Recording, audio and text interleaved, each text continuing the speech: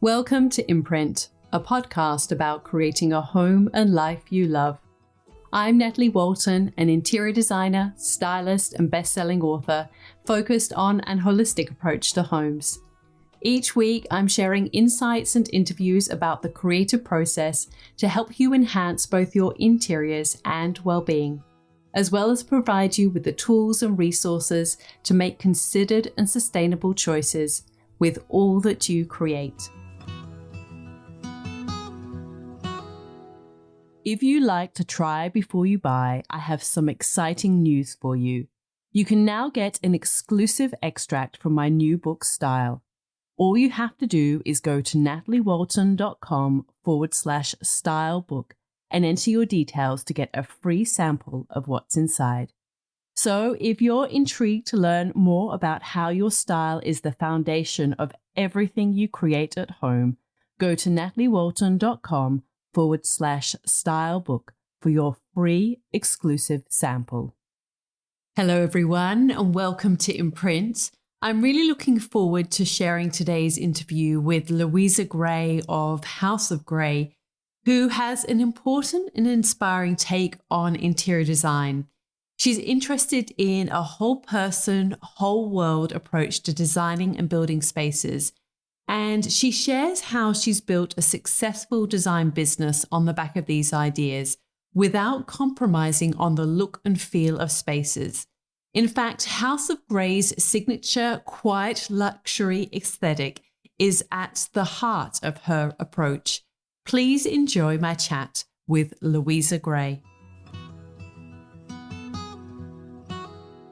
Hello, Louisa. I am so looking forward to having a chat with you about all things interior design and your very specific approach to how you create spaces through your practice, House of Grey. But first of all, I would like to start at the beginning because I'm always interested in how our journeys inform the path we've taken in life.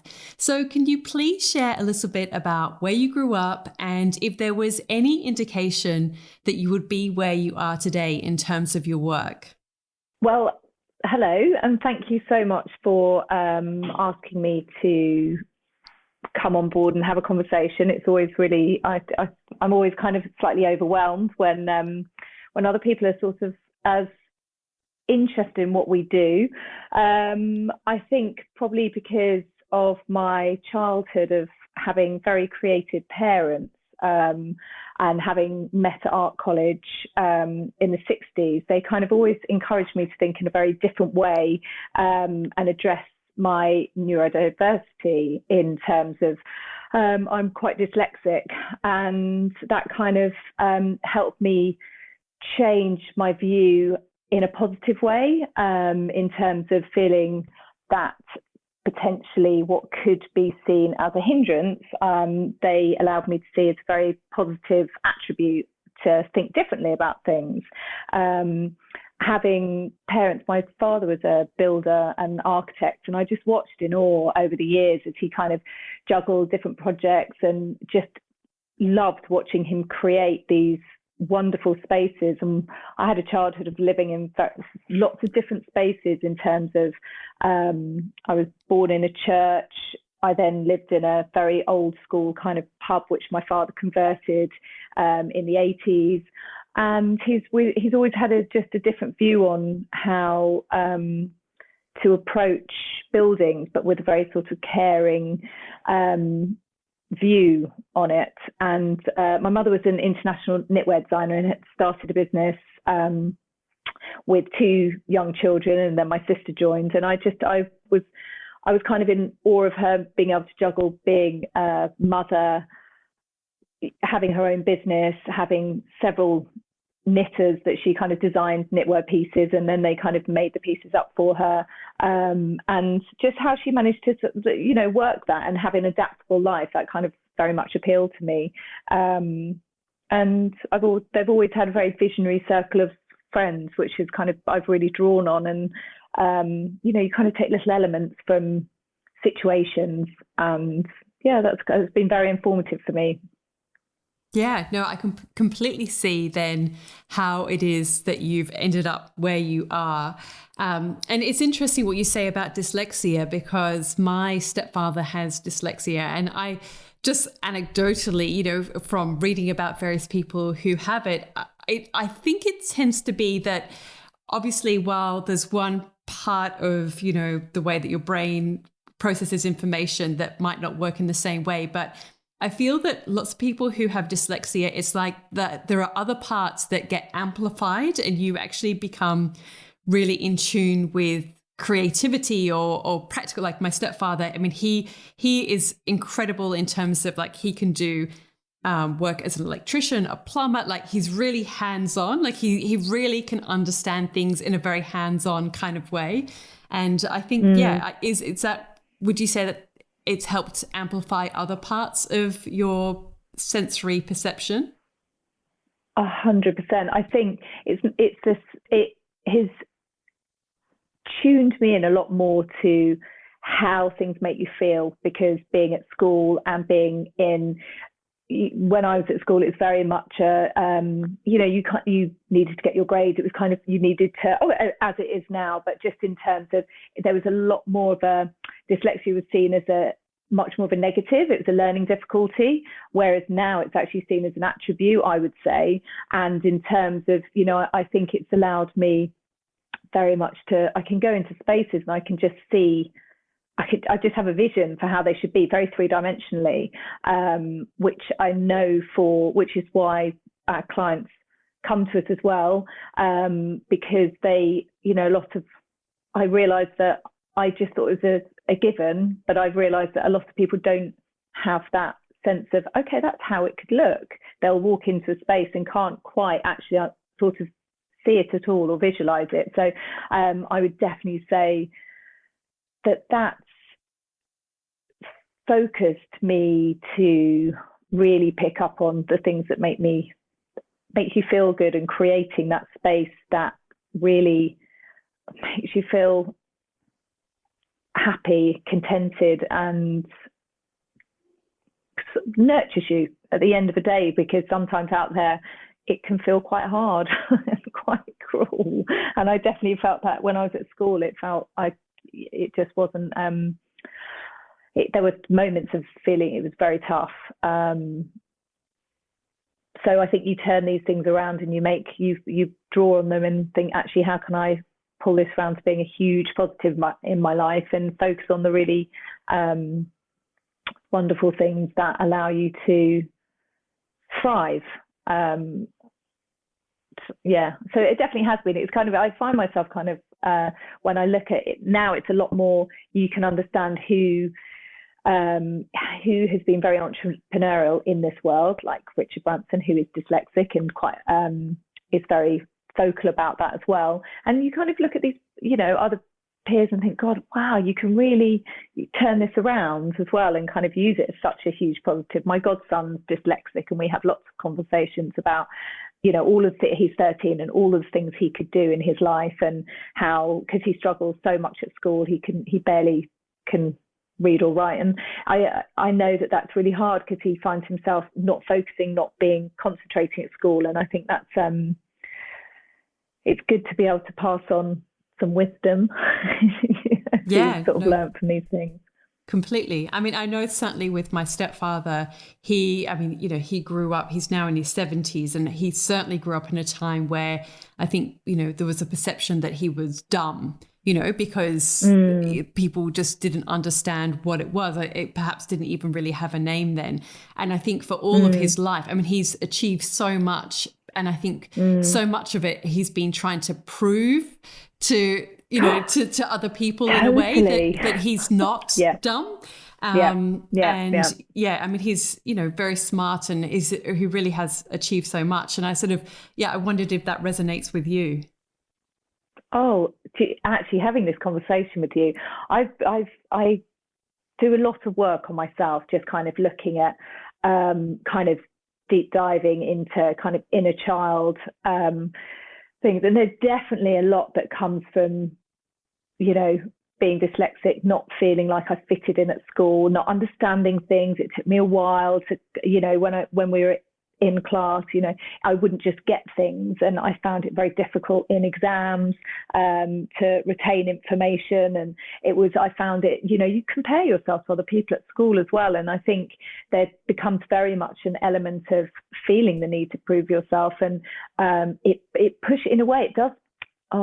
It pushes you harder, but I've really learned to acceptance of being who I am, and actually we're all different and we all have different attributes, and settling into who I am a lot more. And I think that does come with understanding yourself, getting to know yourself, looking at why you do certain things, and that's what I find very fascinating about how we all are so different, but how different people perceive different things. But I can definitely understand with your stepfather, and especially in the time, I said the time, but in the 80s when I was at school, how different it's looked at now. There was a lot more exclusion when I was at school than there was inclusion if you were dyslexic or had any learning difficulties. But now it's more considered a neurodiversity, and it's actually an attribute, and you work with that. And there's a lot of, it's interesting, I sat at dinner a few weeks ago, and I asked somebody, what do you do? And they said, I'm multi-hyphenated. And I thought, God, that's so interesting, because now we don't just have to say I'm an interior designer, or I'm an architect. You can be multi-hyphenated, and people accept that a lot more. And that I love that adjustment, that we're throwing the doors open a little bit more, and because we are, as humans, all so different, and we all have different needs and different day-to-day sort of, I don't want to say requirements, but things that we could look at. I think there's just a lot that we can break from, because it very much used to be about the norm, and now it's a lot more about the multi-hyphenated, and who do you want to be, and how do you become that person. And because I think also we're always constantly adjusting into and settling into who we are throughout our lives. Yeah, completely. I mean, I think that, I always struggle with that description of, what are you, because I style, I design, I write books, I'm an author, I write books, I do a podcast. There are so many different elements. And I think that it all ebbs and flows with different seasons. And, sometimes I'm more consumed with writing a book, and the other things take a bit more of a backseat. So I think it can be much more fluid than the way that life traditionally has tried to be very prescriptive in terms of who we are and what we do. So I think that's a good kind of transition that we're going through.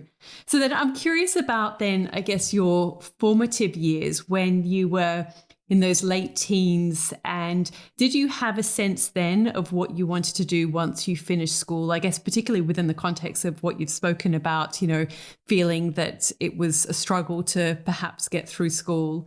And did you go on to do further study as well? Can you just share a little bit about that sort of period of your life? Well, it was interesting because I had a lot of friends at school. I'm originally from Cambridge, which is a university town. And there it was a very academic. My mum's very well read, my sister's very well read, and I struggled with kind of having that much connection with books because of my dyslexia, and also feeling quite fearful about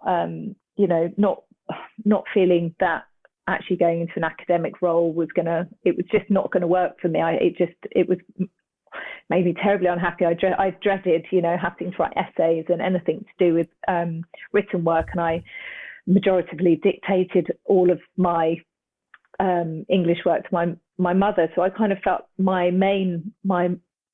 I was feeling drawn to was actually art. So I studied art foundation in Cambridge and spent a lot of my formative years at Kettle's Yard, which is a wonderful, wonderful house that was the home of Jim and Helen Eade. And they generously converted 4 small cottages into one home and displayed their collection of beautiful early 20th century art. and they used to have open houses in the afternoon. And it's in a really, really lovely position in Cambridge. So I used to spend a lot of my art foundation at Kettle's Yard drawing, and just there in the Fitzwilliam Museum in Cambridge, because it was kind of on the doorstep, and it was just somewhere where I could connect to something else, and I didn't feel judged, because art's so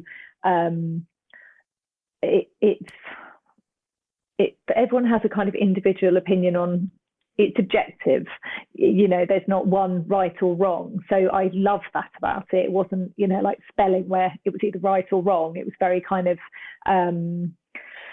black and white in that respect, rather than more fluid, as it were. So I spent many years there, and then ended up deciding that actually the best thing was to kind of follow in the path of art. So I studied weaving at Chelsea School of Art in London after doing art foundation, and that was even though at the time I was kind of, I don't really feel that weaving's for me, but I was on the textile course, and print had been filled, and so weaving was the section that I was kind of, there was availability, so I went for that. And I was kind of still unknown on which pathway I was going to take.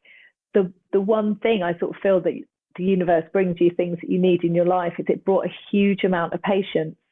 Threading up a loom for days on end brings this huge kind of sense of, okay, you can't rush this, you need to slow down. And I've been quite impatient, I think, because of my dyslexia. I wanted to kind of, I was hungry to kind of move through school. I kind of couldn't wait for school to be finished. And I think there's a huge learning that comes with a craft. I have a huge appreciation over weaving, and even though I don't do it now, but I draw a lot from what I learned in those years at art college. It's been a beautiful journey in that respect, and it's good to reflect back on it in a hugely positive way. And so then how did you then transition from doing that at college to then, ending up where you are today, creating House of Grey? Did you work for other interior design practices, or can you just sort of share a little bit about that journey? Sure. Well, I think it's interesting, because when part of the neurodiversity is that you look at not just opportunities, but you see the bigger picture, the holistic view on a lot of different things. And part of that for me was looking at where there are things in life where I thought, we could actually better what's happening. And that came down to when I was at art college, actually looking at plastic and how much plastic was being used, and developed a collection for my final degree show and plasticized fabric with single-use plastic. And this was over 25 years ago. And I genuinely came out of art college thinking, everyone's going to get this. They're going to understand. They're going to see. And I kind of had my degree show, and no one was kind of really, everyone's being like, meh. And I was kind of like, I'm really surprised that no one's seeing how much plastic we use, and how much we need to change our usage and change how we're living and designing. And that was so kind of, I felt rather flat after my degree show, because it hadn't been received as I'd thought it should have been, or how it should have been. And from that, I kind of found myself deciding that actually there were a few different things that I tried out, and one of them was interior styling, which I know that you're very familiar with as well. And I absolutely loved it. I couldn't believe that you could create spaces purely out of your imagination that would be photographed and bring a sense of, I think what I've realised I've learned from that period of my time, was the detail and look at the whole picture. And that's kind of what I've brought into House of Grey a lot, was the level of every side of the business. You learn so much when you're interior styling. It's not just making a space look super beautiful. And I kind of decided that actually after interior styling, I wanted to transition into something that had more longevity, because I love the idea. I still do some interior styling, but I actually love the idea of having something that became more permanent. And I was finding that there feels like there was a lot of waste going on within that industry. And so I kind of started transitioning, and I worked for an interior designer in Chelsea, and I found that she was brilliant and I learned a huge amount from her. And I decided that there was just something that I didn't feel my style fitted, in terms of the style was quite, there were pelmets, and there was a lot within the schemes. And I just found myself finding this pathway of intuitively working, in terms of just wanting to create something and doing something a bit different, innovating out of what was traditionally, because I felt that actually looking at how we can adjust and adapt, we can make our own pathway, and we just have to know that it's the right thing. And that's how House of Grey become House of Grey. And I launched that the year my son was born, because it had been in my mind for a long time, and I just felt we could start changing people's perception and create a movement in terms of how we design homes, looking at them not just aesthetically, but actually multi-levels, all the way through, from what we use in the walls to what we use on the floor, to how the whole full circle approach is. And so we have created a circular salutogenic design, which comes from full circle, in terms of what we take from the earth comes full circle and comes back round. So all of the materials that we specify and we encourage clients to use are fully decomposed. But so there is that, it's a full circle approach.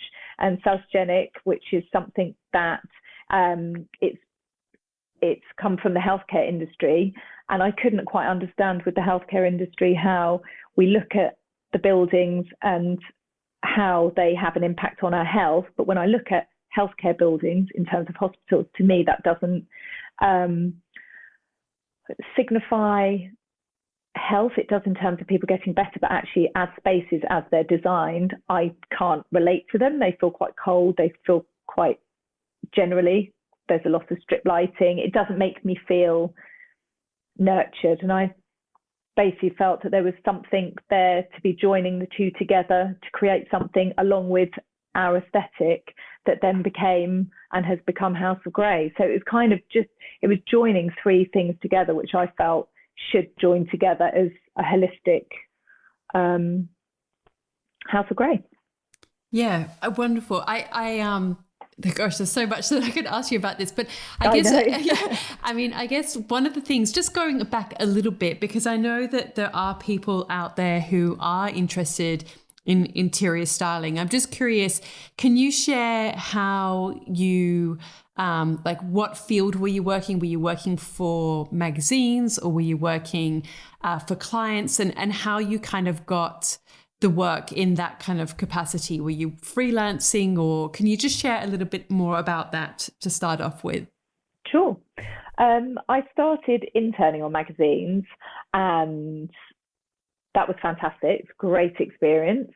And when I was freelancing on magazines and interning, I kind of decided that I love the idea of working for different people and having a freedom and being in different places at different times. So I started freelancing for a variety of different stylists, and then had 3 regular stylists that I worked with for probably about 4 years. And that was great, because you really do just take what you feel are the best bits from each of those people. I kind of feel like that's the best way to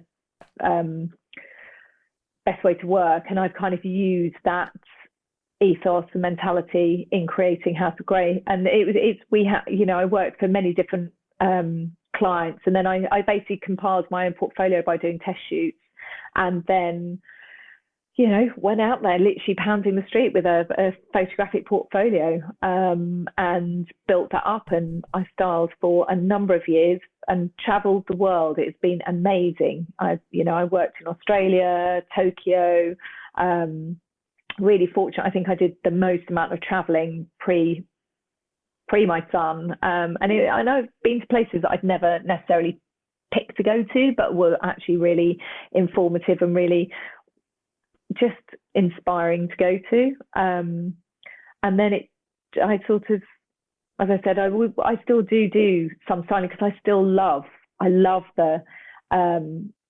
the inspiration that comes with styling. It's still so ingrained in me, and I still, I'm very much on all of the projects that our interior design projects, I'm always there styling on and art directing on the shoots. And that's part of, I think you have to just do work that you love. And I try not to call it work because it makes it feel like it's laborious and a chore, but it never feels like that for me at all. Yeah, no, I completely. I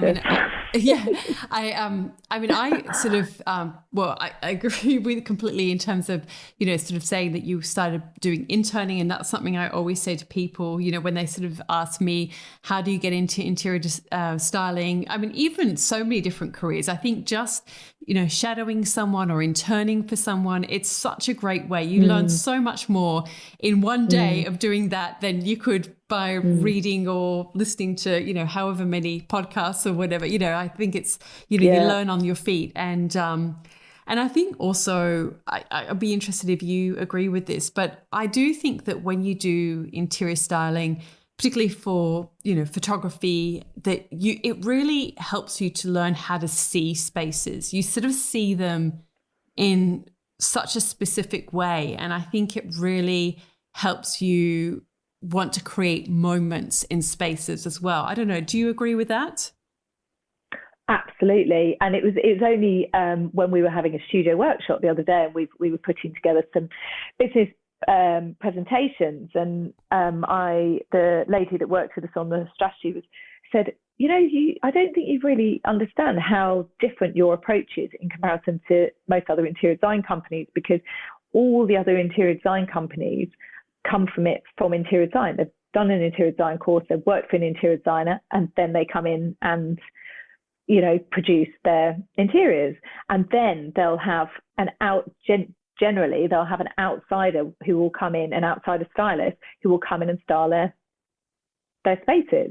And she said, but because of how you view things, you're really good at the accessories, the small details as well, which I think has really helped inform how House of Grey works. And it also, because we are so involved in the process all the way through, it means our clients literally get their home, get the home that when we do the turn, we have this lovely, handover kind of, I don't want to say presentation, but, I'm there and the whole team's there, and the client will come in and they can really see their house as it is. It looks like it's out of a magazine, but obviously they can sit in it and they can enjoy it, but it's a fully designed and styled home. And I feel that's definitely given, and I don't know about you, but I find that you really do pick up on those detail things because of having looked on camera and just knowing, okay, well, that's not quite out of place, that's not quite balanced. There's definitely an art to styling, and it takes a while. It's a learned skill, and as you say, interning was the most useful. You learn on the ground, you learn under other people's, I don't want to say expense, but you don't have to. The thing as well is, you're only as good as your last job in my book, and it really is. People are quite quick to make judgment calls. So I always feel like it's good to kind of work with someone and kind of learn and draw on their experience and kind of understand exactly. It can make it a lot, I don't want to say quicker, but you can just learn so much in that way. Oh, completely. I mean, Yeah. it's such an immersive experience, and I think I learned so much. I work with different photographers, and I learned so much even just Mm, from working with different photographers as well. So now mm, I want to ask you about, obviously. So I love the principles that you have with your design, and we can talk about those in a detail a little bit more as well. But obviously, having these, beautiful principles and ideals that you want to design by, but then getting other people to understand what you stand for and take you on as, become a client of yours and sort of take you on as their designer.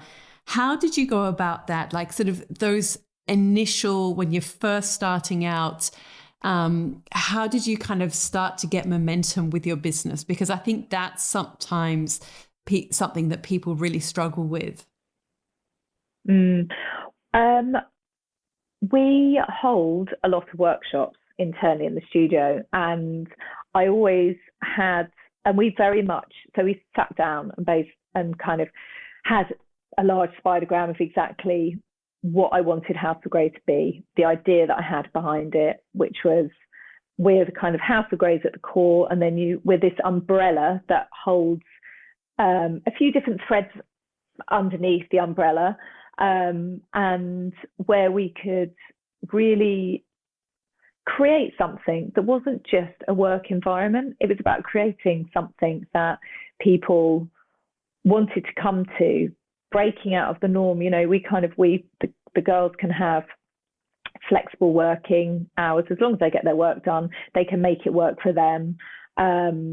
We're very human centered in our approach. It's not about the numbers. Obviously, numbers, we need to pay salaries. I understand that. But it is for us, it's not just, we're lucky that I suppose this is what's been so exciting, not just in the last couple of years, but people are a lot more open to, people want a quality of life a lot more. There's a work-life balance. And I think when drawing on a lot of how I had looked at things that I didn't like about companies that I'd worked at, how when I worked on magazines, it was kind of like, this isn't really sustainable. They were just things that I was internalizing and picking up on and culturally observing across the board. And I just I remember Instagram it must have been like I joined it, must have been like 2012 or something, like a while ago. And I just remember thinking, God, imagine being able to create something that people using it as a platform.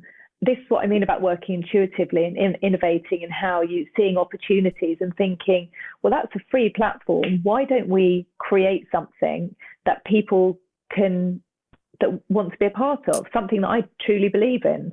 And so we used Instagram very much as a platform for basically storytelling. I found myself looking at a lot of Instagram, thinking, images and feeds, and just thinking, God, that makes me feel bad. That doesn't make me feel great. So I just thought, let's create something that actually people want to check in with. Let's be real about things. Let's make people feel good. And I was doing a lot of work on myself, personal development work, journaling. I was also talking to someone, just kind of working out what was feeling right, what wasn't feeling right, just honing myself and my practice and just thinking about what my ideal life would be, and then the right people join what you're creating.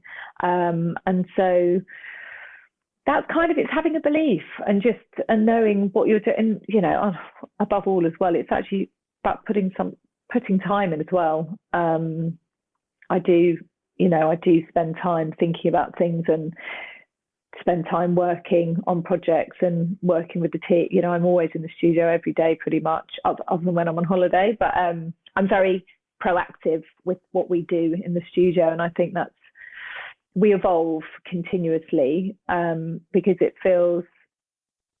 it's a bit like, I had a conversation with someone the other day about the high street, about how the high street kind of retail in London really feels like it's dying.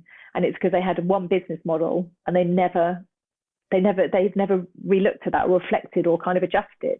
Whereas Amazon have obviously, I don't love Amazon at all, but they have looked at culturally how we're changing, how we're moving, and reacted to that. And I think that's how business should be run, in my opinion. Yeah, no, I mean, completely. You've got to, there's many different parts to it, isn't there? I mean, but I guess, again, like just sort of maybe going a little bit further back. So were you doing interior design work before you started House of Grey? Because many people, when they set up an interior design practice, you know, they're working by themselves initially before they even start to kind of gather a team and have that kind of growth, and, you know, can even start thinking about establishing the type of culture within their sort of business. Did you sort of start out by yourself initially and then kind of grew it into House of Grey? Is that how you went about getting clients initially? Yeah. So I started taking on. It was interesting. I think that was kind of very, very. I learned a lot from that period, just in terms of the work that I wanted to do and the work I was doing. I mean, I've always had an assistant, so it's always been me and somebody else, or me and a couple of assistants. But I always had like a regular assistant working with me, and we took some smaller residential projects, and people were coming to me because I think I had been personally buying and developing homes just for myself, and I think people had seen that, and then there was a lot of kind of word of mouth. So I was doing sort of smaller projects and learning a lot that way. But then I suppose that realization that I wanted people to come to us because of a particular style that we were doing, not because we could fit in with the client. So I think that was quite a turning point in terms of House of Grey, and that's how House of Grey came about, because I thought, actually, I really want to. It was with being pregnant and coming up to the birth of my son that I just thought, I really want to make a positive change, and it isn't in a monetary way. It's in a way of changing how, because there's in a way there's different designers. There's designers where a client will come to you and say, okay, this is the style I want. Can you do it for me? Or there's designers where they're going to you for a particular style, and that's your kind of your house style, as it were. And I think now we've definitely made that transition where clients come to us because of our principles, because of our aesthetic, and how we approach our projects, rather than, okay, I've got these tear sheets and I'd like you to do what we have here and develop this further. So that's been really a positive change in terms of for us. But it takes, I believe that it takes, for you to have a really strong foundation, you have to root yourself and kind of grow. It's my belief that it just takes that while because otherwise, if you grow too quickly and your roots aren't firmly in the ground, you're just going to topple over. And it's that, I love that kind of analogy of sort of just being able to root yourself, and we are in a really great position because we have, it's been it's been a nice gradual process and not stressful, which is what I like to keep life simple. Yeah, no, I completely understand where you're coming from. I mean, it sounds like you were kind of almost at a turning point where you were getting maybe more and more work with interior design, and then decided to be more intentional about, okay, what am I going to do with this? What's the next chapter with this skill set and with this type of work? And you've been very intentional about the process. So can you then share in a very kind of, I guess, a bit more of a practical sense when it comes to the sort of circular I knew I was going to stumble on this word.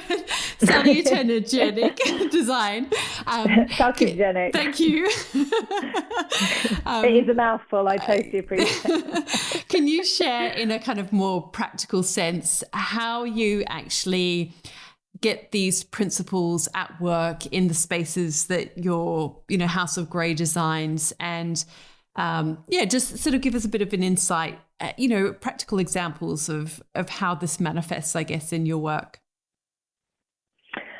It very much, what I would say with circular salutogenic design is that you really do, you have to be able to embrace imperfections. I think what we've all got used to, which is what we manage with clients' expectations, what we've all got used to is this kind of very perfect world, and that comes from highly produced items. It's not embracing natural imperfections in wood, or we had it with some clients where we had some really beautiful solid wood floor that we were putting down, and the clients loved it, but they very much wanted it to look a bit more perfect than it was actually intended to be. And I think and it's the same with a lot of the finishes that we use on the walls, the clay, which is absolutely beautiful, it has a texture to it. It has, it's a natural product, it doesn't have such, I would say it doesn't have such high durability than, say, for example, if you use vinyl or, so it's something that's been very, very finished. And so we do always manage clients' expectations with that. But at the same point, it just gives you a beautiful, there's such a different sensitive quality when using these. And we kind of use them across. So we do a lot of R&D, research and development within this area, because it's a really emerging area with the materials that we use in projects that we do. And we kind of really explore and address issues that we're facing today in terms of materials that aren't as sustainable as cork, bamboo, some wood, not all wood. We're just very aware of the materials that we're selecting for projects, and we have 7 design principles that we have mapped out for the studio for internal use, which allows the girls to have something to reflect back to. So a few of them are purposeful design, which is looking at design with purpose, not just because it's super beautiful, or we like to have things that are functional, that our clients will understand that they can pass down from generation to generation. Looking at suppliers who have certification, which is like our friends at Armadillo, who are, they have such a wonderful business that we're kind of fully, supporters of, because of how they not only just produce their products, but how they run their business. I think they're a really fantastic benchmark to how a lot of companies should be running businesses. And I think within the studio, the girls can understand from the 7 design principles, like embracing imperfections is another one. Looking at the materials in that respect, and also being able to, we create things for clients that we cannot find on the market. So, for example, one of our clients had sleep apnea, and I can never pronounce that, you see, where he'd wake up in the night and he had problems breathing. So he designed a bedside table which would hold his machine, that was easy accessible, but the machine wasn't on display, and it was and that was made with UK wood, with one of our local craftsmen we work with a lot on projects. And the client was absolutely thrilled with it, and it worked brilliantly. And he's been, that was kind of, for him, it was an investment piece, because he knew he could take that from the apartment he's in now on forevermore. And so there are lots of different areas that we kind of look at how we can apply these, in terms of, a lot for us is also about the hidden features. It's not always about what you can see, the aesthetic quality of a project. It's, one thing all of our clients say is that when they walk into their finished home, is the lack of chemical smell, because we use natural fillings when our clients would like us to design beds. We use natural latex, horsehair, and byproducts, which do not need chemical fire retardant on them, on because we're not using foam. So we're always finding solutions to problems. So it becomes that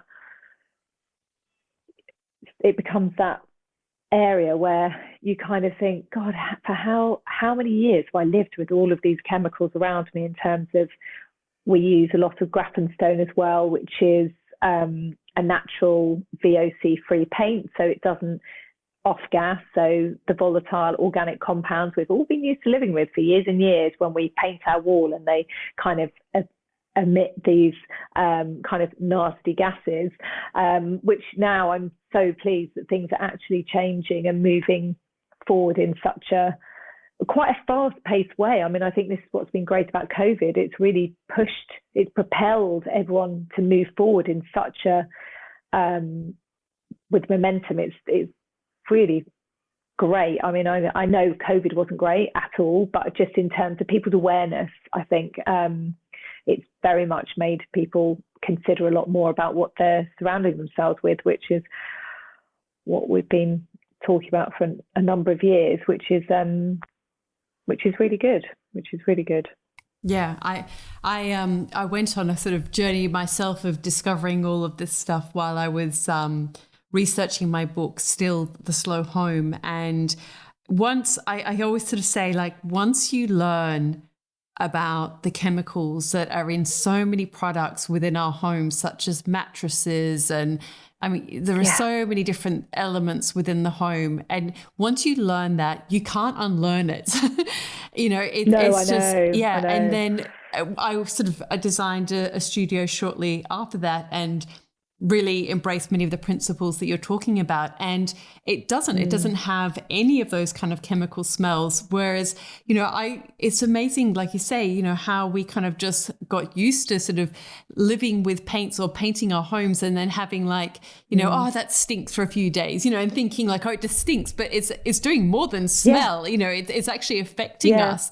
And the same with, I mean, I remember, like when I was younger, always using bleach in the bathroom and things like that. All these things that we just kind of just presumed that was just the way that you did it. But you just always have to question, what is actually in this product, what is in this material, and what impact is it having on our health. So yeah, I think it's, it's wonderful what you're doing. But have you had to, I mean, I know you sort of say it's about educating clients about this. Are you getting growth in your business through word of mouth, or how?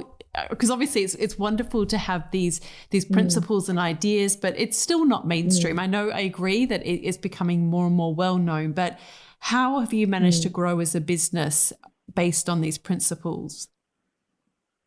Through Instagram. I think we've very much used it as a platform of knowledge and informing, and through that we've had a huge natural growth on Instagram in terms of what we do, and people understand, getting across our message of how we approach projects. So now, all of our work comes through Instagram. Actually, no, that's probably I'd probably say about 20% might come through interviews that I do in terms of on with different publications and people reading that. But I would say the majority is through Instagram, and I think it's very much. I suppose this is what I was saying about COVID propelling everyone to actually have that awareness. And now there's a lot of imitators who are kind of imitating how House of Grey do things, but we keep innovating, so we keep pushing, we keep moving our ideology forward in terms of being the source that clients can come to know that they will get a service of excellence in that area. Now, in terms of which is why we hold internal workshops, we've got 3 coming up in July for the studio members, which allow them to have a full overview, and they're in 3 different things, so we've got one of our friends and Bauwerk coming over, the owner from Bauwerk, to talk about her line paints, talk about the application, because we've worked on a collection with them, and I want the whole team to fully understand and be invested. And because each of the members, the studio members, join House of Grey because they have genuine love and want to make a change in terms of sustainability and what we put into our homes. And we're not just designing in terms of the circular salutogenic design. We're invested in the whole process in terms of working with our contractors, looking at recycling policies on site, looking at what we can use from the homes existing and bringing it back into the design that we're doing for our client. We salvage what we have on site as well. And if we can't salvage it or the client doesn't want it, then we will sell that on. So we really do, that's something that we have a full investment on. And we are intentionally smaller as a design studio because then it allows us to still deliver a quality to our clients and be able to still have that level of detail that we want to pass on to our clients, and things don't get missed then. And we do have to be, the problem at the moment with what we do is that there's still a mentality out there of salutogenic what, and kind of don't quite understand it. And actually that's not, everyone's still in that mentality of quicker, faster money. They kind of want to keep moving at a pace and making money quickly. And we definitely notice there's a lot of greenwashing out there in terms of,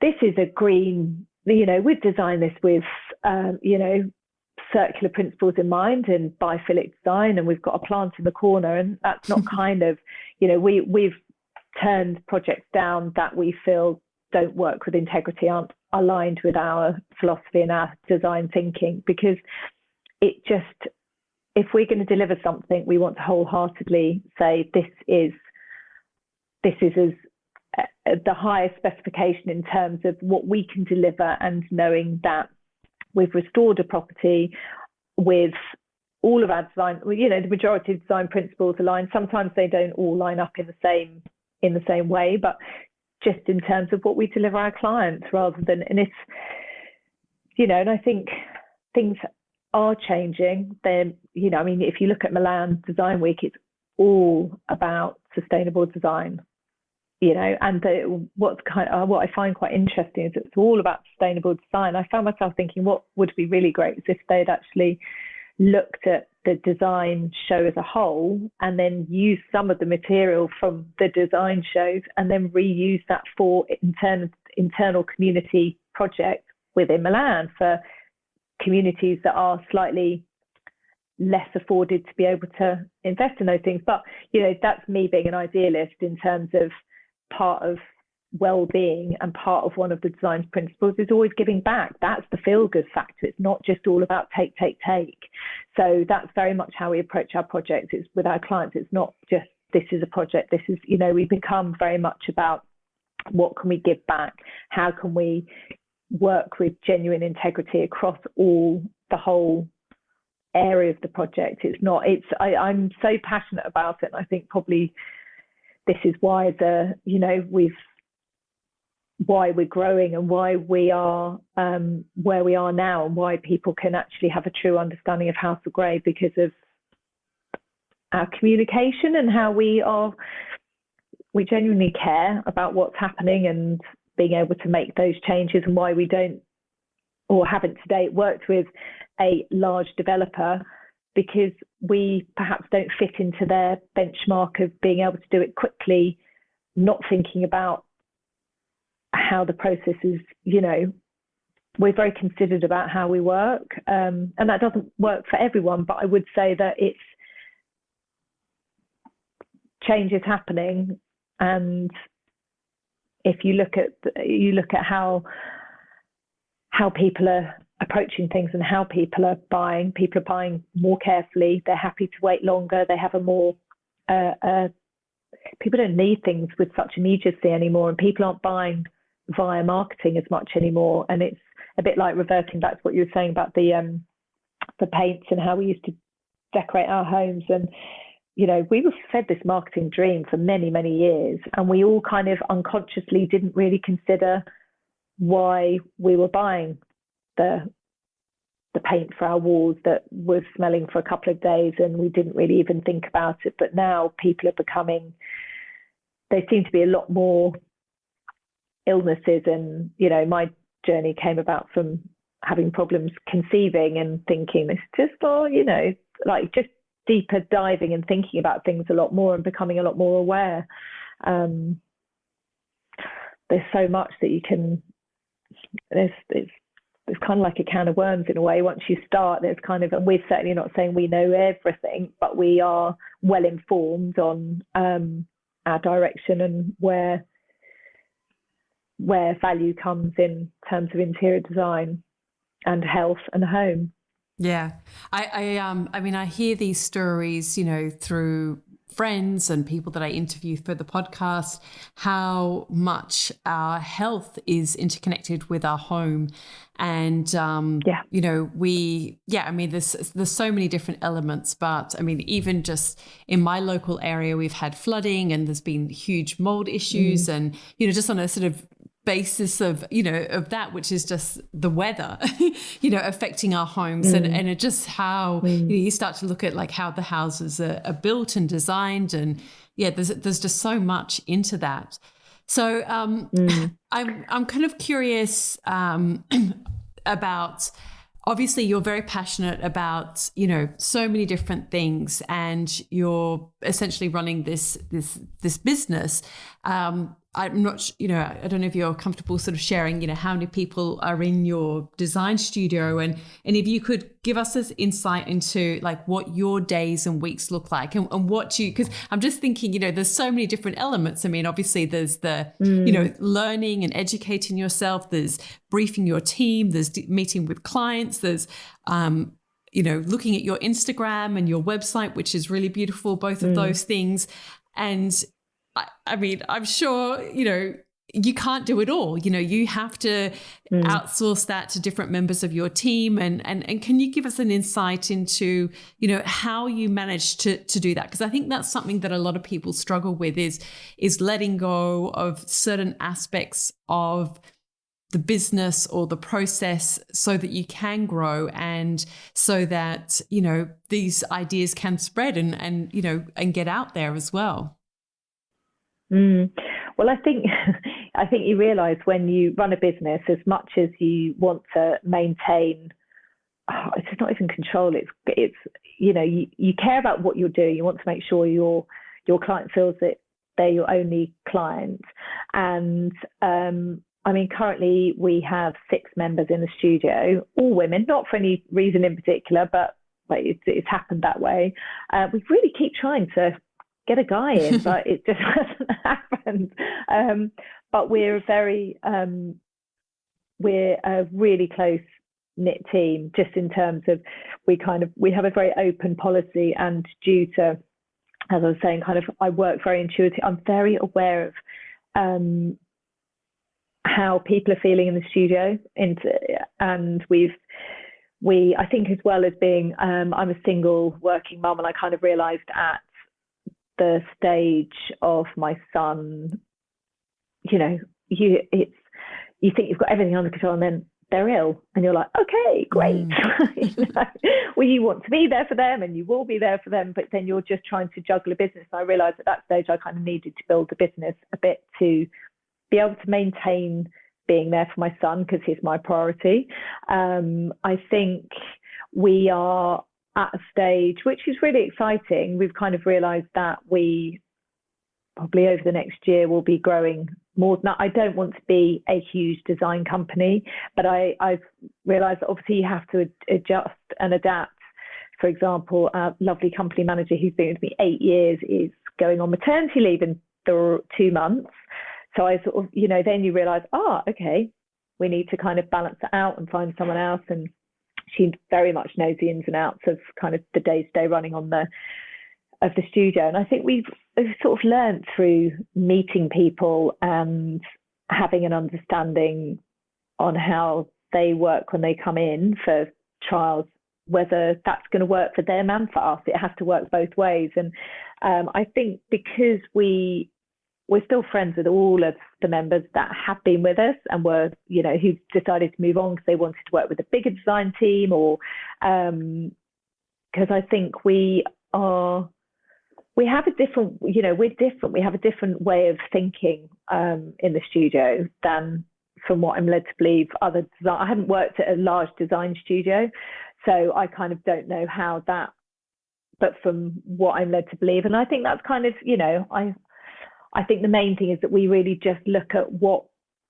we throw ideas out. So we have these workshops and we throw ideas out, and all of the studio members can say, oh, have you thought that maybe we could do this or we could do that? And we're kind of like, okay, let's give it a go. Let's trial it and see if it works for everyone. And it's kind of more, there's not a dictatorship. We're all very hands-on. We all sit around a very large table, and that kind of works. But I think, as I say, with our work and how we're developing the R&D side, like the research and development on materials, we're realizing that we will at some point need to find a larger studio, because our materials library is becoming a space of like, oh my goodness, it's not as simple as I'd like it, because there's a lot of samples in there. But I think in terms of the studio members, we're very much, everyone's invested in terms of their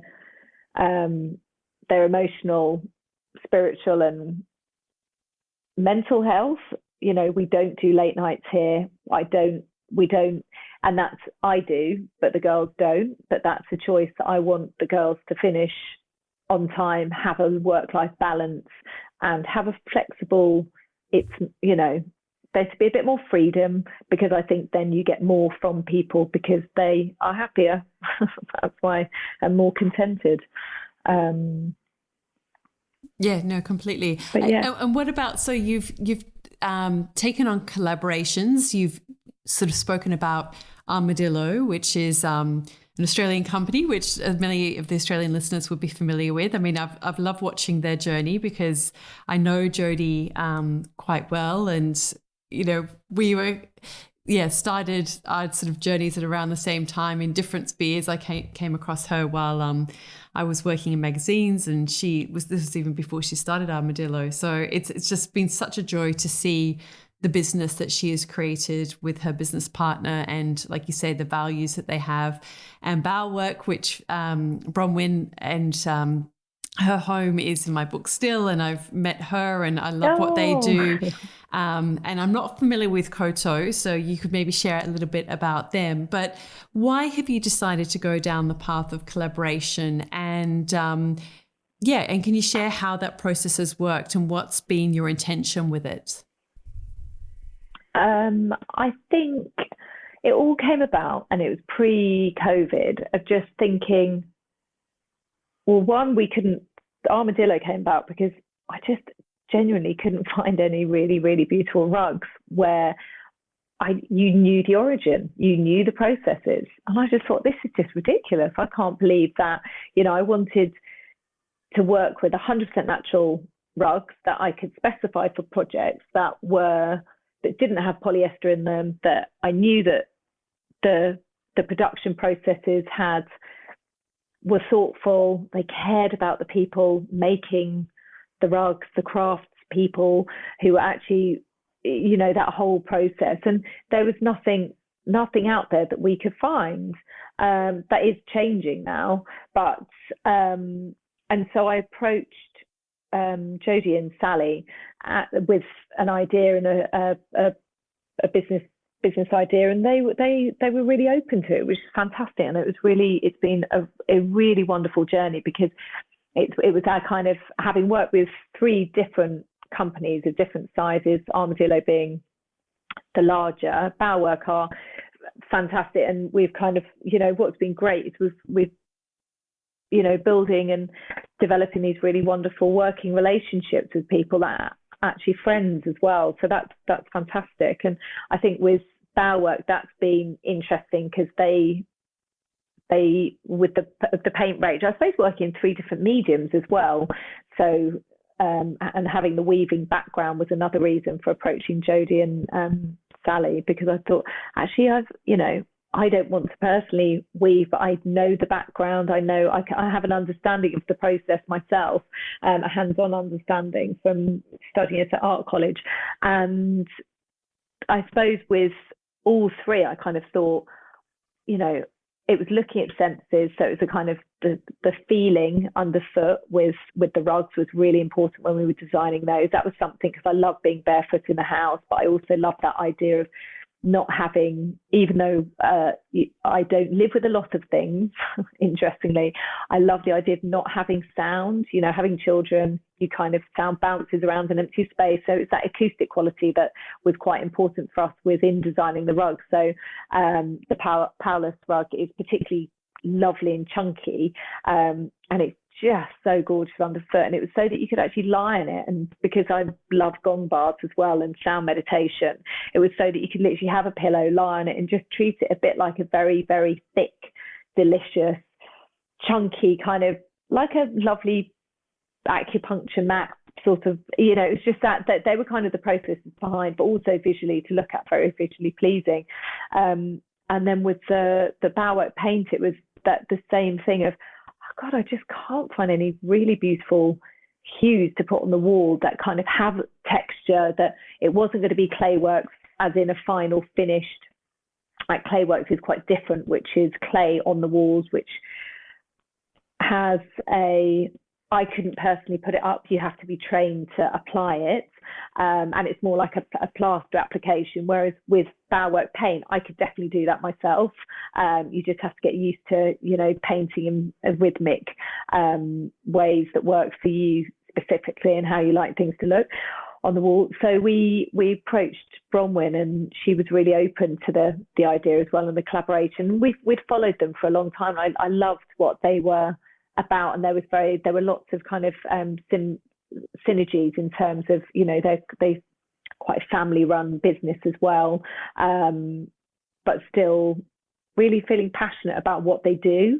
And it felt that if we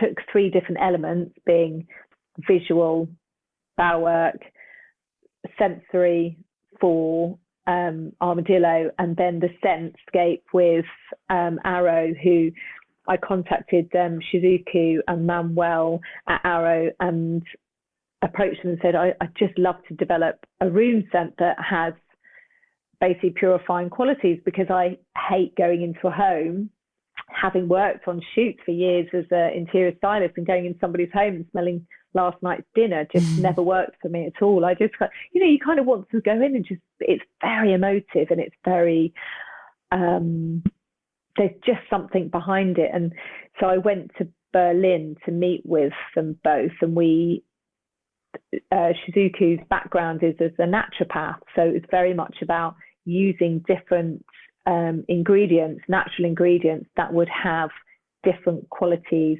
So eucalyptus was used for the antiseptic qualities, so that when you can literally breathe it in. And I love the idea of being able to really inhale something, and it having a bit like when you have a really bad cold and you need to do a kind of a steam over a bowl of water with some eucalyptus oil in. And we were talking about that, and so that was some of the background to how we developed the koto, which was also called, in Japanese, it translates as voice of the woods. And I wanted it to feel like, even if you were in the centre of London, which we are, you could have that sense of being in the middle of the woodland. So we used Palo Santo to kind of, for those, I mean, it's just fantastic. And Hibu, which is another Japanese extract from the Hibu tree. Oh God, sorry.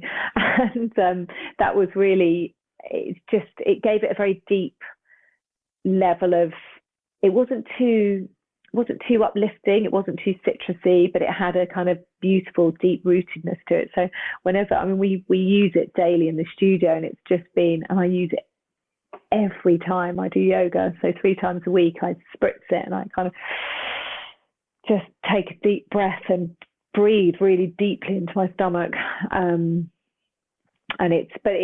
We launched that just after the first lockdown, and we'd put off delayed launching it because of COVID, and then we just thought, we might as well launch it, but then realised it's quite difficult to launch a scent when no one can actually smell it, because you can't do it on Instagram. You're like, that was a learning curve. So then we did scent cards that people could people could contact the studio for, but that was kind of without having, people couldn't go into physical space and actually smell it, and you kind of, so that was, but there's been honestly the poetic emails that Shizuka and I would exchange through COVID. It was a really memorable experience because she writes with this beautiful just imagination, a way of kind of that transports you, and you realize that's part of her storytelling when it comes to sense and developing sensescapes, that you're storytelling within a scent. And then she was kind of also lyrically communicating like this, and I kept saying to her, well, I really look forward to, I sort of took me back to having, receiving letters years and years ago, and how we don't really do that anymore. I genuinely look forward to her emails because I just think, oh, where am I going to go today, and where am I traveling to? And so that's been wonderful, and we've sort of had lots of lovely exchanges. So I look forward to seeing them again soon when everyone's fully traveling. But yes, it's been, all three of them have been really different journeys, but have been wonderful in every respect with each one. And we're just thrilled that we've kind of, I'm really proud that we've developed three different products that have been developed with such beautiful intent, and all of the koto Shizuku hand tied in these beautiful Japanese recycled paper bags with it's just, they're so, and all hand printed, it's kind of, there's so much love that goes into each one of these creations. They're definitely not mass produced, that's for sure. You sold me anyway. I'm so curious. It's, mate, honestly, it's beautiful. Yeah. Okay, before we go into the last kind of little round of questions, there's two more things that I really would love to kind of get your perspective on. The first is, as you mentioned, you kind of sort of mentioned how your style is, you really like simple spaces. And if anyone's not familiar with your aesthetic, it's very pared back, but, elegant. And I mean, it's just so beautiful. What is it about that you love? Why do you think that is something that you're drawn to? And I guess in a practical sense as well, I mean, obviously it's you're from a styling background as well. And so, we both know that you can make spaces look beautiful, but behind the scenes it can be, sometimes a lot of chaos, certainly for magazine shoots and those kind of things. But how can you create spaces that have that sense of peace and serenity, but also live like that? What's your take on that? I suppose, let's think about this. So in terms of, we kind of call our aesthetic in the studio, it's a quite understated luxury. So part of that has been changing people's perception of having a healthy home, because actually when you look at where it originates from in terms of cob houses, looking at you can get rammed earth floors, which are very kind of, I would say commune hippie would sort of spring to mind. We wanted to bring a sense of a healthy home, but with a luxury feeling. And I think for me, when you work quite hard, you want to feel at the end of the day that you can really download, decompress. Stress is the biggest attribute to illness across the board. It's like a fact. It's just like, and I think unless we address how stressed we are and how we've busied ourselves, and just in terms of, and we've been talking about this for quite a while on Instagram and on various interviews and various things about being so overly stimulated and visually stimulated.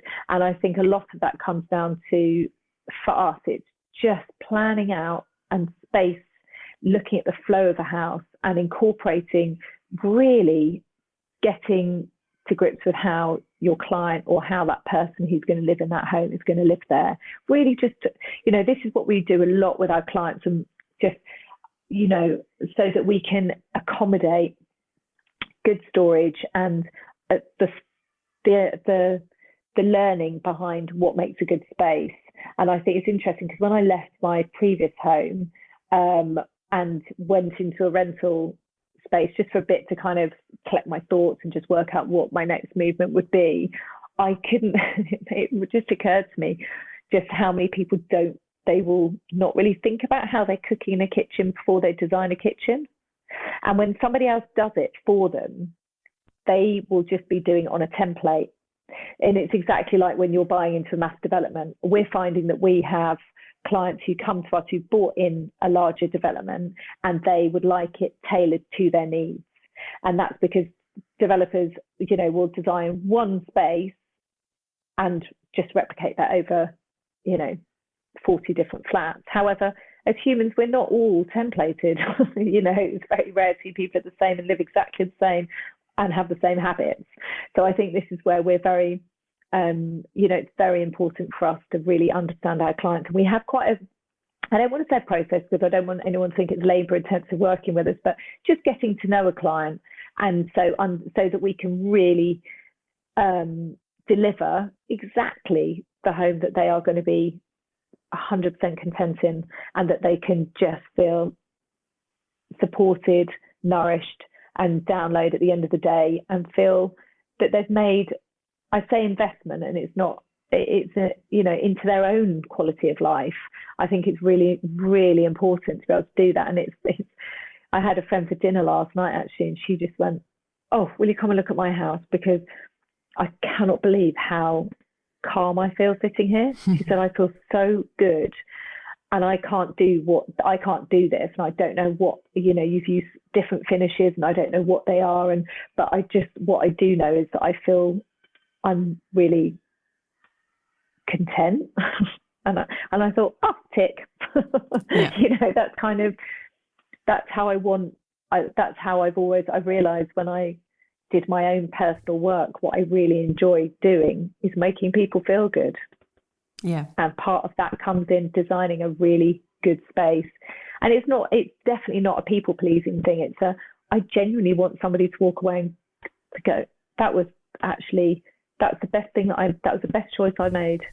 Yeah. Because I live in that space every single day and I get a really good night's sleep, but because I've invested in a great mattress that actually, has been made in the UK, hasn't got a huge carbon imprint, that, for a company that's been going since the 1900s, that keeps production in the UK. Or, this is how we work. And if we work with an international client, we will source everything as much as we can as close to home as possible. And this has been pushed forward by Brexit and various other things. So we've adapted, and, going back to being a smaller studio, being smaller means we can be more nimble. We don't have a layer of kind of protocol to work through because we can move quickly, and that's great with us. So I think in a lot of ways we can, I don't want to say serve, but we can deliver for our clients very efficiently, and that in turn makes it a lot more efficient for them. So it's good. It's very positive. It's good. And so have you had to go on your own journey of, as I said, you've got this beautiful, simple aesthetic, but in terms of, have you had to go on your own journey of decluttering your spaces or learning to let go of things? Because, when you're constantly surrounded by, like you're talking about Milan Design Week, there's always new products, there's always new things out there. How do you kind of keep the reins on? So it's really interesting because when I was really at the height of my styling, I was definitely a collector.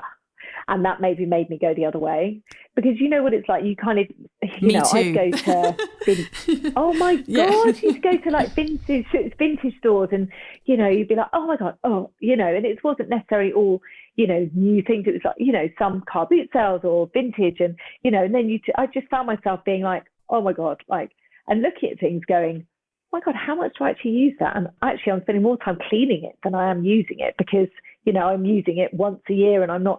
So I found myself doing a very kind of cathartic clear out, and that was kind of, I suppose, when I started my sort of personal development and started talking to someone just about what was important to me, where I was feeling overloaded, overwhelmed, where I found myself being drawn. I did a shoot in Tokyo, and that was quite pivotal to me thinking, oh my God, like, what are we doing? Like, the Japanese have such I'm just in awe of the culture, their way of living, their approach to not having to have so much around them in terms of day to day. And I think also, when I actually really thought about it, the marketing of, you can have one company that's, I don't know, like you look at, I'm trying to think of, there'll be multi companies within one company all selling the same thing, but just under different names, so under different guises. And I think suddenly I just realized that actually to really spend time and enjoy something out of, say, for example, a cup that isn't mass produced, but it's been handmade and someone spent hours and hours and hours making it, that you can enjoy it a lot more. I enjoy it a lot more. You have a lot more value for that item because someone's really thought about it and really cared over making that item. And I keep saying to the guys in the studio, it's kind of like the old way of thinking is the new way of thinking. It's like the old way of thinking, which was, which is what my grandparents had, which was sort of save up, invest, save up for that sofa, keep it, look after it, rather than this fast fashion thing, this, kind of, dare I say, mentality of, I can buy it for my student room and then I can just chuck it when I leave, doesn't quite sit anymore. It should really be, oh, if I could take that from home and use it, take that from my parents and use it in my student home for a bit, and then I can take it back, would do a huge amount to, it's sort of like we sort of need to change our way of thinking a little bit and kind of go backwards, I would say, a bit into being able to hold value for items a lot more than the quick pace mentality that we've been living to for the last 30 years. Did you find it hard letting go of those things that you had collected over the years, props and all that kind of thing, or were you just ready? Strangely, at the time I did, but I've never looked back. You think you're holding on to them and thinking, and actually I've got a friend who's really good. She's moved a lot, so she's very good. And I went through, when I left my last house, I had the island unit and I would bring loads of things out, and she went, hang on a minute, you've got 3 of those, you only need 1. Right, 2 went. Yeah. We literally lined all these things up, and I just thought, oh my God, and it also comes down to when you're moving house, it's a great way of getting rid of things, because things come out of cupboards and you're like, do I actually need that? Do I not? And you can sometimes just hold on to things that actually end up weighing you down. Like, I know people that have got storage units of things that they don't even think about, but they're paying monthly surcharges for, and you're like, why? Yeah, when crazy. Someone else could have it is crazy. Yeah. And I feel like we all have just too many things. Yeah.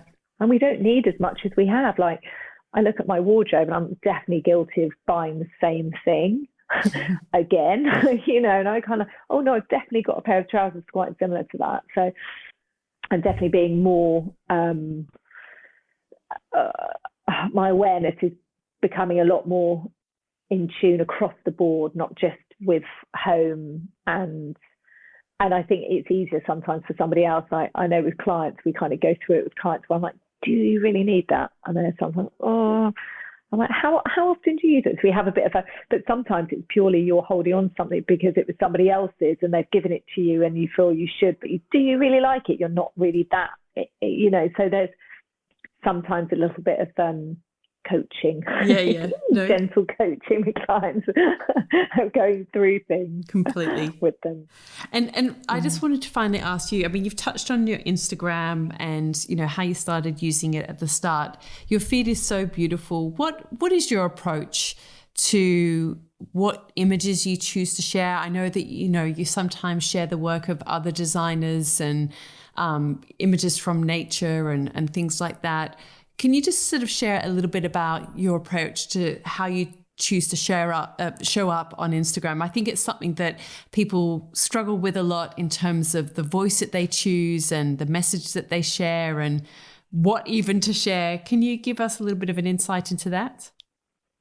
I think it was really important, as we kind of touched on a little bit earlier, just to have a platform that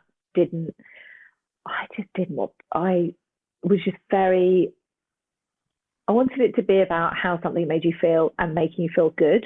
And I think that translates across, this is very much for us about how we want people to feel when they go into a space. We want them to feel good. We don't want somebody to look at it and go, it's kind of a bit like, I love Celeste Barber because I just think she's just got, it's kind of like how somebody should look or how someone is looking, but how real life is. And I just love her humor in what she does. And I think in a way, even though we don't bring as much humor into what we do in terms of our Instagram, it was very much about how a post makes you feel, about getting across our message, about celebrating and using it as a platform for new artists and a creative community. We definitely have a kind of creative tribe that we work with, and they will be craft people, and we kind of celebrate their work, and there's a mutual admiration on both sides. And I think there are certain designers who are aligned with what we do, and we certainly want to kind of say, yay, because we love what you do as well.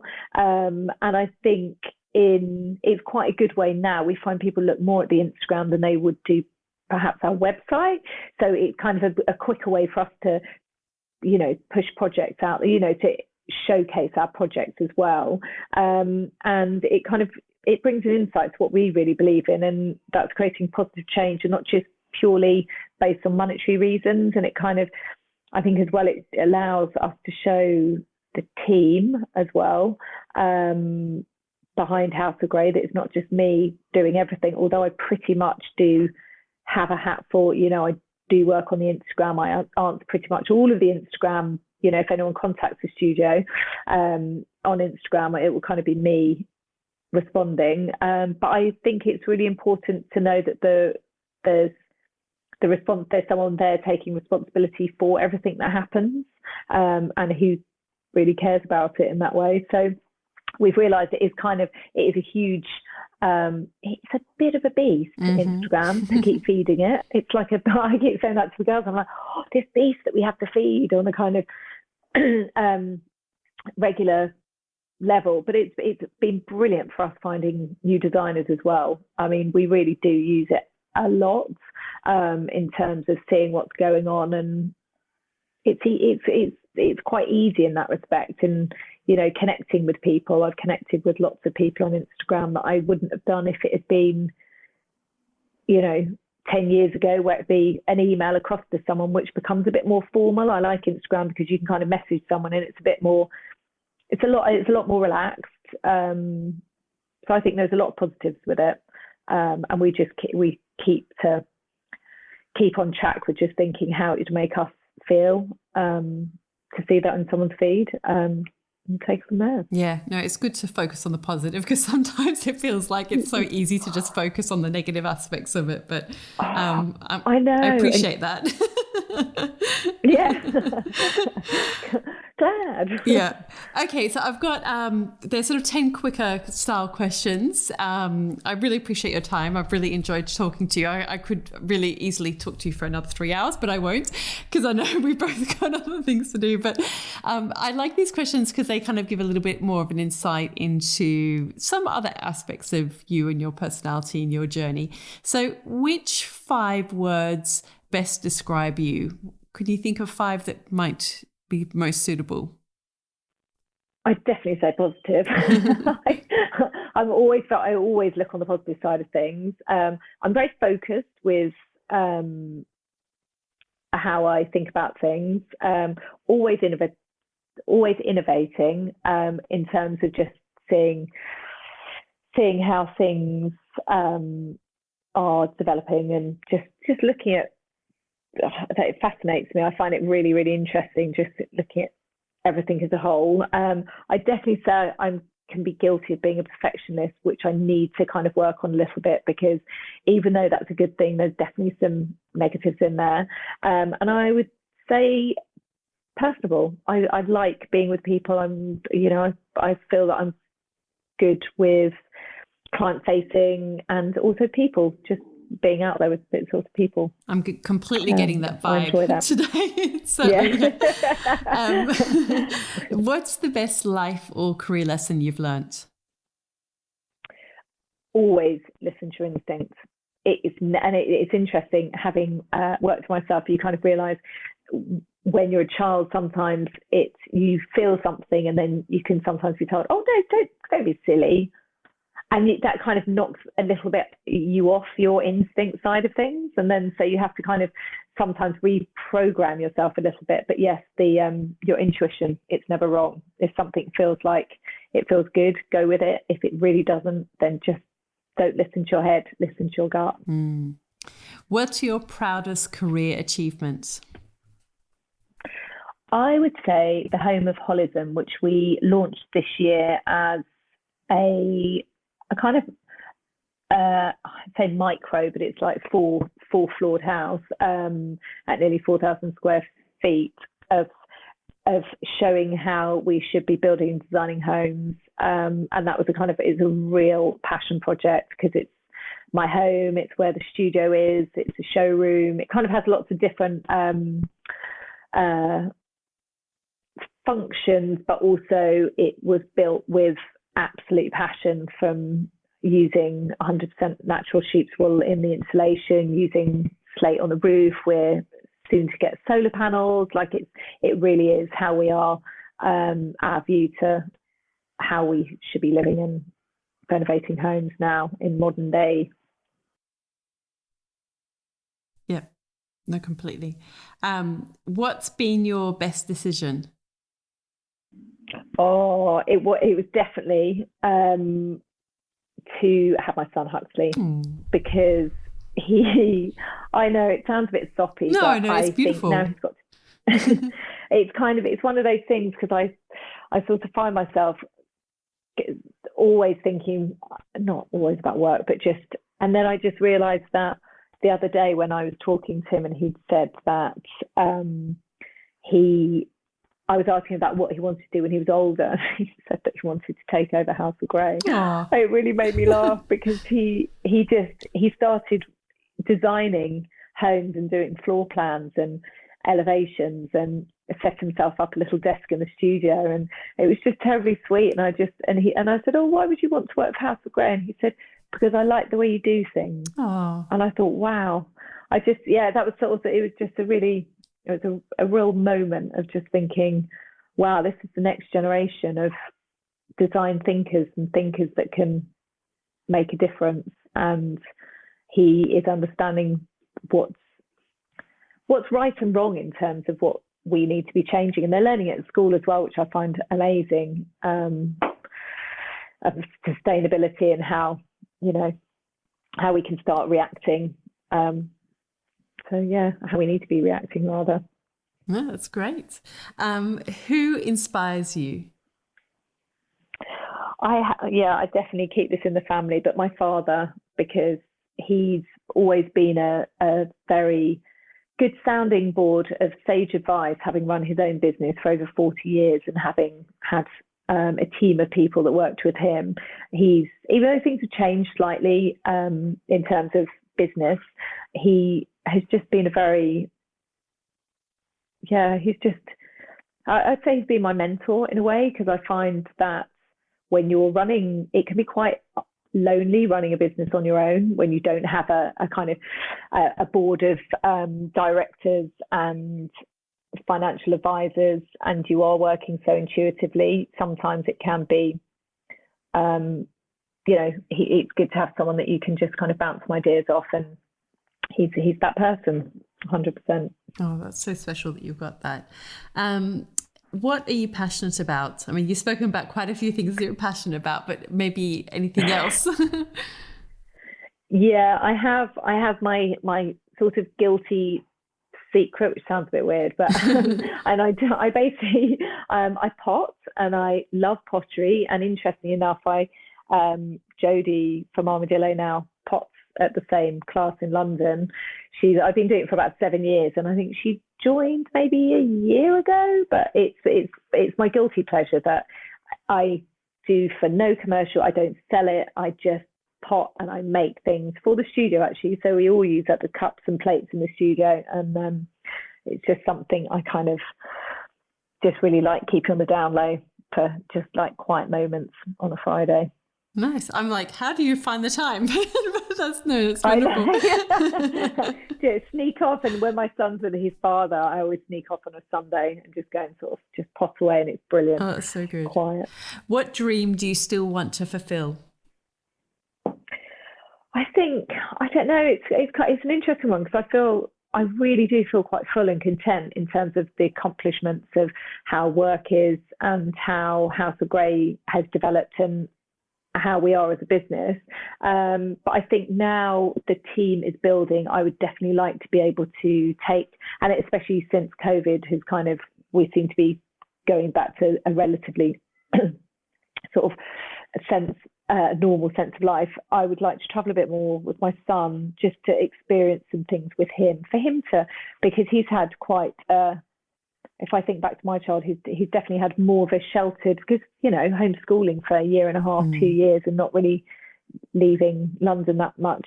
I think he would benefit from and have an appreciation. I think that's what's beautiful about traveling. Whenever I go to India, I think, wow, like the colors are fantastic, but my God, there's so much rubbish. It's like it just gives you a different view how different cultures live as well. I think it's really enriching. It's life's beauty. Yeah, we talk about, I live in the Byron Bay area, and we sort of talk about, like your joke, it's a bit of a bubble. It's a beautiful bubble, but I think it is really important to get out of your bubble and get out of your sort of, immediate surrounds and expose yourself to other ways of living, both good and bad. It can be such an eye-opening experience, both ways, inspiring, but also, humbling, or whatever it is. And it gives you a level of appreciation as well, that actually, what, some people, it's a bit, at the moment my son's going through, I don't want to go to school, and I keep saying, there's so many children as well that want to go to school, they want to learn, they don't have the opportunity that you have. Like, let's look at that, let's spin this round. But because of the bubble, it's kind of like he doesn't really have that view or the appreciation. It's like you said, the humbling side of things that we all need sometimes. Yeah. What are you reading at the moment? Are you got anything on your bedside table? I have. I mean, as I was saying earlier, I read, but kind of sporadically. So I like books that aren't kind of full novels, but I'm reading The Art of Gathering, How We Meet and Why It Matters by Prina Parker, because it fascinates me how we connect with different people, and not just the reasons for, I don't like the idea of just connecting to network. I like the idea of connecting because you've genuinely got something in common and there's common ground. So it's kind of definitely a deeper understanding of how that can work, and also throwing ourselves into situations where we don't necessarily know. It's a bit like tonight, this evening, I'm going to a supper with a lady that came to our open house who I got on really well with, and she's cooking us some vegetarian Indian food, and it's myself and one of the ladies who is holding treatments here doing reflexology, and an artist. And I thought, this was my new thing, that I just wanted to open myself up and, meet new people, that there might be, I don't know, that's what life's about. And I sometimes feel that we live in this world of being quite insular. We stick with who we know, how we know them, and especially after COVID. So I'm bursting the bubble and reaching out inner London. Yeah, that's great. So, that's good. Yeah. Love that. What are you listening to? Do you listen to any podcasts or otherwise music? What kind of music are you into? We always have music on in the studio, kind of low level, because I'm much rather kind of, there not being awkward silence, or not awkward, but silences in the studio. So it's quite nice.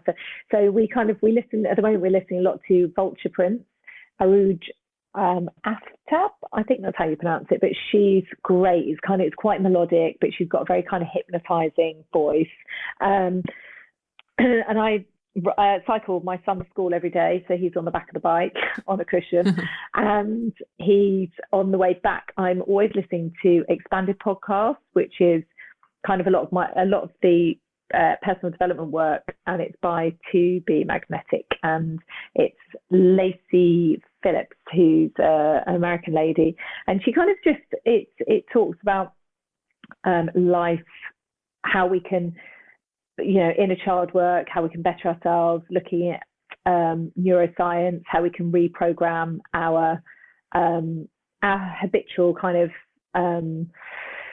ways that we have, and I find it's absolutely fascinating. And I kind of have listened to every single one, and I'm kind of working back through them, because there's always different takeouts that you can take and different things that resonate with you on different needs and especially on different days of how you're feeling. So I found that it was fascinating psychology of how we think about things, and how, I think it connects a lot with how we live in our homes. So I find that very, very interesting indeed. It very much translates. Yeah, no, completely. I'm always really into all that sort of stuff as well. And finally, what piece of advice would you give to your younger self? I think in terms of just not being too hard on yourself, I'm guilty of doing that quite a lot, of thinking, why haven't I done that? And why didn't, and I think that's negative about Instagram, comparisons. So not to be hard on yourself, and just spend time thinking about how something feels, and how something makes you feel, so that before making a decision, you don't knee jerk on something. Because I think actually just taking the time to step away from something and think, oh, did that make me feel good, and should I go ahead with that? I sort of, can, because I feel like so often I've been guilty of just making quick choice that maybe could lead to regret, that, if I'd taken a bit more time, would have been, I don't know, maybe I wouldn't have regretted it. But it's, not being too hard on yourself is definitely something that's still work in progress. Yeah, I think for sure. I think for all of us. I know, it can be so easy. Well, thank you so much, Louisa. I really appreciate your time and your really thoughtful insights. And I completely agree. You're very personable, and I could, like I said, feel like I could chat for so much longer. So I really appreciate it. And it's been a delight having you on the podcast. Thank you so much. And thank you so much for asking me to come and have a chat and have a conversation about it and being interested. So thank you. All of the links and info for this episode are at nataliewalton.com/podcast. Don't forget to subscribe so that you can get a direct download of the latest episode. And I really appreciate when you take a minute to rate and review, as well as share the love with someone you know who might benefit from this episode, or on social media. If you'd like to access a range of free resources, come visit my website, nataliewalton.com.